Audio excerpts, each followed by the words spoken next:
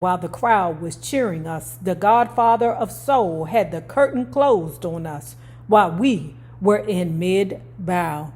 They ain't the only people that say that. That daggone James Brown don't like it when somebody get too funky on his tour. I'm the only funky motherfucker on this tour.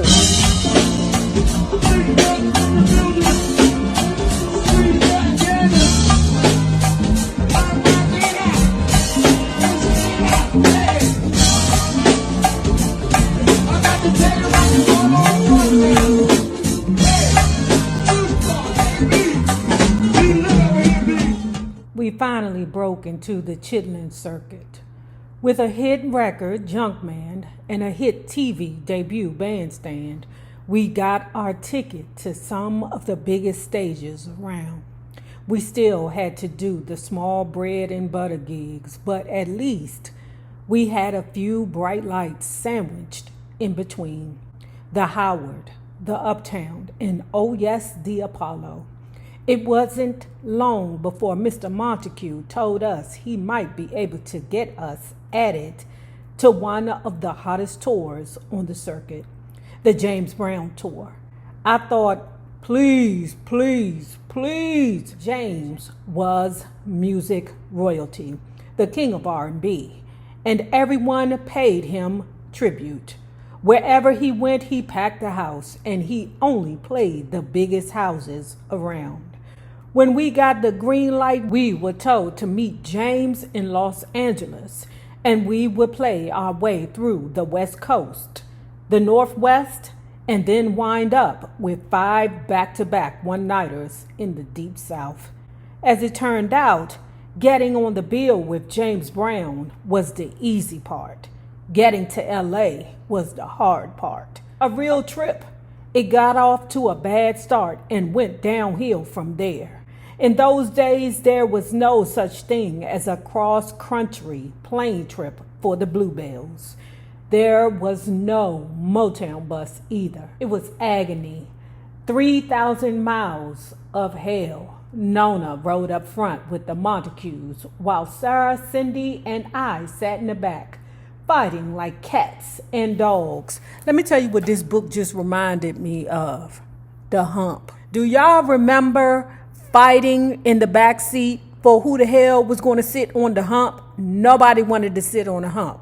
And I know you like the hump. What the hell is the hump? I don't know why the hump was ever there in the first fucking place, to be quite honest with you. Was it a magic hump? The thing about the hump was there was no leg room whatsoever. You had to put your left foot on the left side of the hump and your right foot on the right side of the hump. So it was very uncomfortable. And you sitting on a hump, so your ass hurt. Why did they ever put that shit in the car? And then who the hell came up with the fact, what did you call those seats in the cars where it was like you had to do the sway in order to bring the seat forward? Because the passenger seat and the driver's seat were one and the friggin' same. They were the same. They was all in one.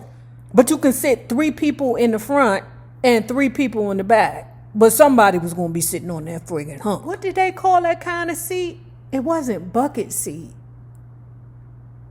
Was it bench seat? I think it was called bench seat. She said that they was in that car hot as hell, fighting for who was not going to sit on the hump. Believe it or not, being cramped and hungry for 3,000 miles wasn't the worst thing about that cross-country trip.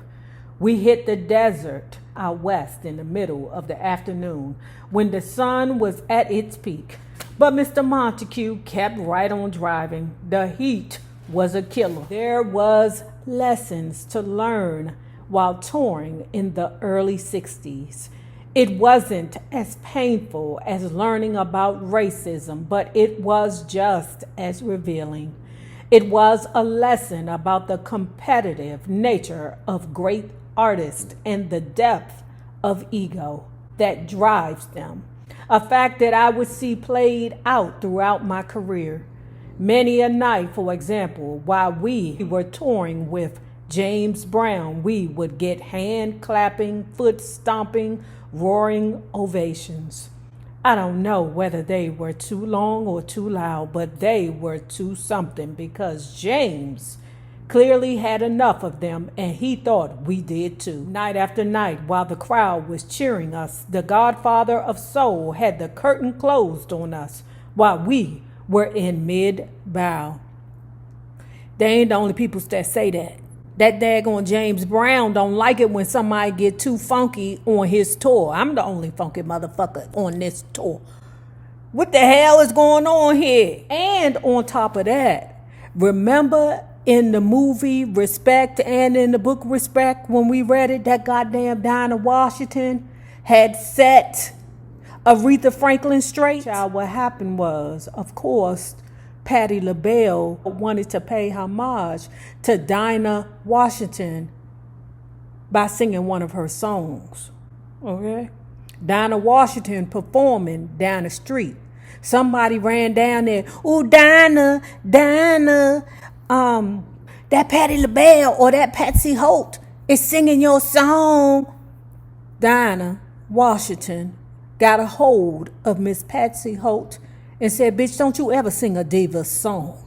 Ever." Then there was a time I was performing back east at a resort in Delaware and closing the show with the Dinah Washington hit, "Where Are You?" The audience loved it. I loved it.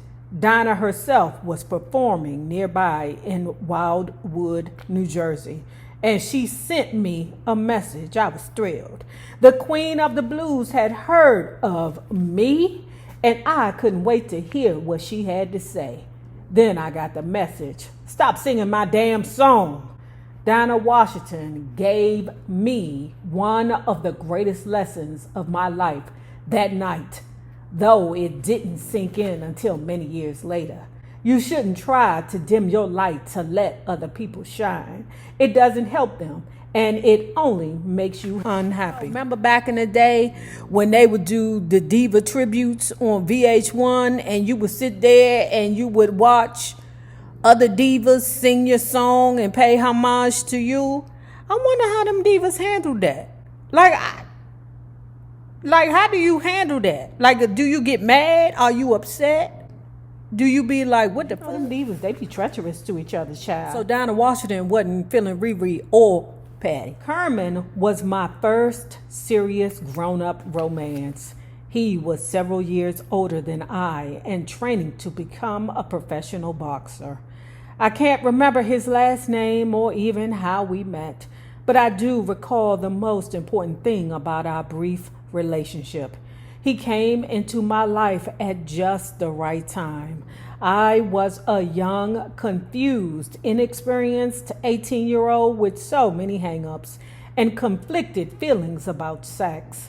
I was becoming a woman with a woman's desire. But after the abuse I had suffered at the hands of one of Chubby's boyfriends, I saw those desires as something shameful, something foul and filthy. Kerman helped me sort out my confusion without even knowing it. Because of him, I started to understand that sex isn't sinful or wicked or wrong. After what happened to me in Chubby's basement, I didn't know any of that. After several months, Kerman and I broke up. I wasn't bitter. It wasn't hostile. It wasn't painful. Like our first intimate moment, it just happened. Y'all, ain't that crazy? How it's like when you young, you be in a relationship and you be like, la-di-da, that's my boyfriend, that's my boyfriend. Then all of a sudden you guys just don't be eager to call each other anymore. And I remember one of my Cancer Judies told me, Nay, the reason why you don't be having long-term relationships is because you just never stick around long enough to see what happens. And it's because I just be getting disenchanted. Oh, back then I got really disenchanted really quickly. When my Judy told me that, it was like a wake-up call to me. If he don't call you, then guess what? You didn't call him. It's okay for you to call him if he doesn't call you. If you ain't heard from him, it's okay to tell him, hey, look, I miss you. You so busy trying to protect your feelings that you just let things go instead of delving into the relationship and seeing what was happening. That was a lot of my mistakes. Within a short time, I started dating Jim Mudcat Grant, an award-winning pitcher for the Cleveland Indians. Mudcat and I met in Cleveland at a club called Leo's, where he had come to hear the Bluebells sing. Somewhere along the way, Robinson had dropped the hyphen in Bluebells, and we became Patti LaBelle and the Bluebells. Mudcat was a big music fan. In fact, in addition to being a baseball star, Mudcat also had a great voice. During the off-season, he would perform with his group, Mudcat and the Kittens. When we met, I thought he was a nice guy, but no fireworks. The sparks wouldn't come until later when we saw each other in New York at the birthday party of a mutual friend. We clicked and ended up talking the whole night. We left the party together and walked the streets of New York arm in arm, singing to the moon and each other. Baby, when I tell you that is a romantic situation. As with the relationship with Kerman, this one collapsed under the weight of conflicting schedules and busy careers. Again, the breakup was friendly. In fact, after we said our goodbyes, Mudcat still came to visit Chubby whenever he had a game in Philly.